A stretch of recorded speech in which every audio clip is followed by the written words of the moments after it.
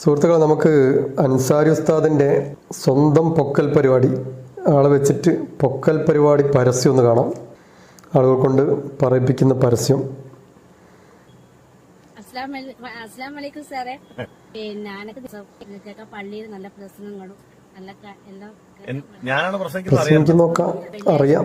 അൻസാരി ഉസ്താദിന്റെ പ്രസംഗം കേൾക്കാൻ ഞങ്ങൾ സന്തോഷം. വളരെ ആരോഗ്യം സാറിന് ഉണ്ടാവട്ടെ.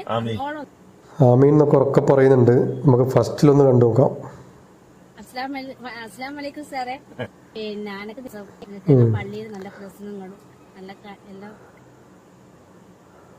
ആമീൻ പറയുന്നവർക്ക് സലാം പറയുമ്പോൾ സൗണ്ടില്ല. അടുത്ത നമ്മളെ രാവുലീശ്വറിന് ഏതോ സോസിൻ്റെ തിരുമേനിയോ അങ്ങനെ തോന്നുന്നത് സൂര്യൻ്റെ വാക്കുകൾ. ക്രിസോസ്റ്റം തിരുമേനി ഓർമ്മ വന്നത് നമ്മുടെ ഉസ്താദ് അൻസാരി സുഹ്രി അദ്ദേഹത്തിന്റെ വാക്കുകളാണ്. നമുക്ക് രാവുലീശ്വർ പറഞ്ഞ സൂര്യന്റെ വാക്കുകൾ ഒന്ന് കേൾക്കാം. ചെറിയൊരു വാക്ക്. മോനെ തൊഴിയൂരെ കുഞ്ഞമ്മതെ, നിന്റെ മച്ചായിക്കും ചെയ്യിക്കും നീ അങ്ങ് കൊണ്ടിടന്നാ മതി. അത് നീ നിന്റെ ഒരു കൂടെ പോയിട്ടാ അവൻ സുന്നിപ്പട്ടം തരാൻ വന്നിരിക്കുന്നത്. ഓളാടുത്തുണ്ട്. ഇതാണ് രാവുലീശ്വർ കേട്ട വാക്ക്. ഇങ്ങനത്തെ വാക്ക് വേറെയും കുറേ ഉണ്ട്. അതും കൂടി രാവുലീശ്വർ കേൾക്കുകയാണെങ്കിൽ സോസ് തിരുമേനി ഒന്നും ആയിരിക്കില്ല, അതിനാട് വലിയ തിരുമേനിയായിട്ടായിരിക്കും സൂര്യയെ വിലയിരുത്തുക. അടുത്തത് BJP-ക്കാരാണ്. BJP-യുടെ ആളുകൾ പിടിച്ചിട്ട് കൈ കൊടുത്തു ആളുകളെ, ബാക്കിയുള്ള പ്രേക്ഷകരെ പറ്റിക്കുന്ന പരിപാടി. നമുക്ക് അതൊന്ന് കാണാം.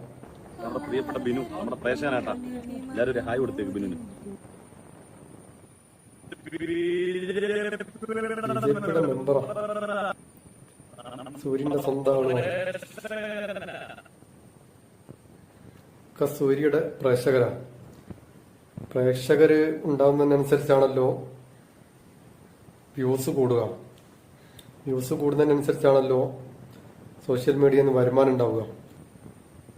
ഇതിൻ്റെയൊക്കെ ആത്യന്തികമായിട്ടുള്ള ലക്ഷ്യം എന്താണെന്ന് ഏകദേശം ആലോചിക്കുന്നവർക്ക് മനസ്സിലാവും.